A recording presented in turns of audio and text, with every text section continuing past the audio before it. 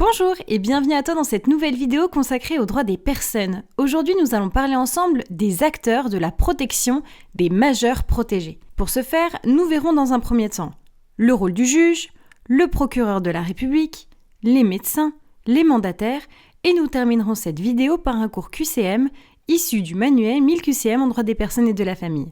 Tu es prêt? Alors c'est parti! Pour continuer tes révisions en droit, abonne-toi à ma chaîne YouTube et retrouve-moi aussi sur Instagram et LinkedIn. Et si tu veux progresser encore plus vite, révise avec la collection 1000 QCM sur libredroit.fr. Tout d'abord, le juge, acteur de la protection des majeurs protégés. Tu peux noter que depuis le 1er janvier 2020, le JCP exerce les fonctions de juge des tutelles des majeurs. En effet, il statue sur l'ouverture, la modification ou encore la main levée des régimes de protection, tels que la tutelle, la curatelle ou encore la sauvegarde de justice. Tu peux noter également que le juge peut visiter ou faire visiter la personne à protéger, comme le rappelle l'article 416 du Code civil, ou encore ordonner une expertise médicale, comme le prévoit l'article 1212 du Code de procédure civile. Aussi, le juge exerce avec le procureur de la République une surveillance générale des mesures de protection dans son ressort. Aussi, le juge peut convoquer les personnes chargées de la protection et exiger toute information utile. Au niveau des pouvoirs sur les protecteurs, le juge a également différentes prérogatives. En effet, il peut prononcer des injonctions ou encore des amendes civiles. Il peut dessaisir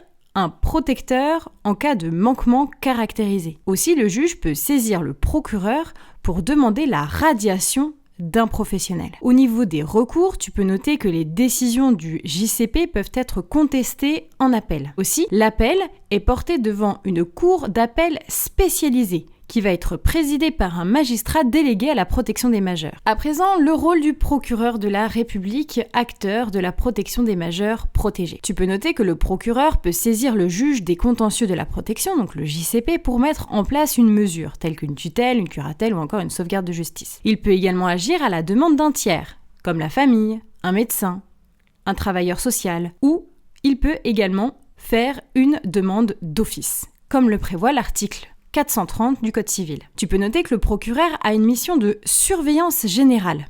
En effet, il exerce conjointement avec le JCP une surveillance générale des mesures de protection. Il peut notamment procéder à des visites de la personne protégée, convoquer les personnes chargées de la protection ou encore demander un examen médical. À présent, les médecins, acteurs de la protection des majeurs protégés. Tu peux noter que la protection est ouverte uniquement si le majeur est dans l'impossibilité de pourvoir seul à ses intérêts en raison d'une altération de ses facultés mentales ou d'une altération corporelle empêchant l'expression de sa volonté. Ainsi, cette altération doit être médicalement constaté. C'est en ça que les médecins sont acteurs de la protection des majeurs protégés. Ainsi, toute demande d'ouverture d'une mesure judiciaire doit être accompagnée d'un certificat médical circonstancié. Tu peux noter que ce certificat médical doit être établi par un médecin inscrit sur une liste établie par le procureur de la République. À défaut, la demande sera donc irrecevable. Enfin, les mandataires. Tu peux noter qu'il existe plusieurs natures de mandataires acteur de la protection des majeurs protégés. Il peut s'agir dans un premier temps d'un mandataire familial. C'est notamment les mandataires dits prioritaires. Tu peux noter que le juge désigne en priorité une personne de l'entourage du proche. Il peut s'agir du conjoint, un partenaire de PACS, un concubin, un parent ou encore un proche. Quel est l'objectif? Eh bien, de respecter le cercle familial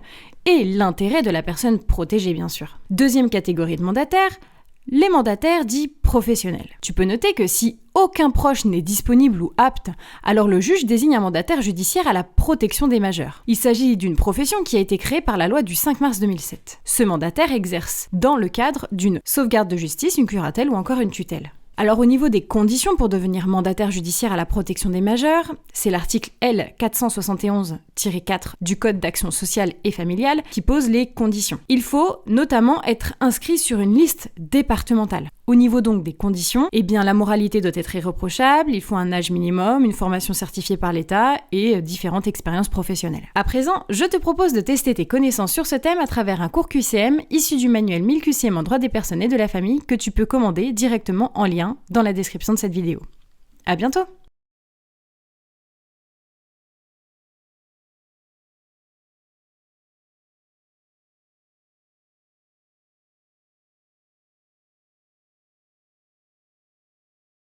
Si cette vidéo t'a plu, pense à la liker et à t'abonner. Et pour continuer tes révisions, va voir la collection 1000 QCM sur ma librairie numérique libredroit.fr.